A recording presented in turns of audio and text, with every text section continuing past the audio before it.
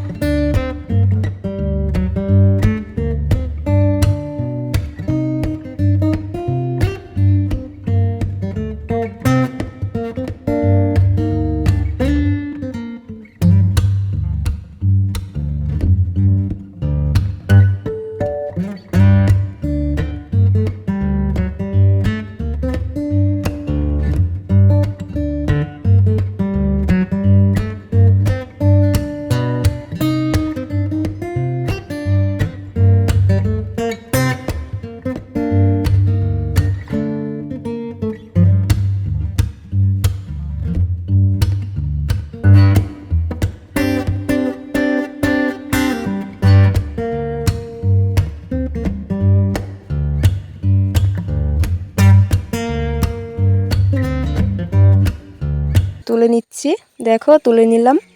এবারে মাঝখান দিয়ে কেটে নিয়েছি, দেখো। এই তো বড়ো নেপালি কার্বি লোকেরা এরকম করেই খায়।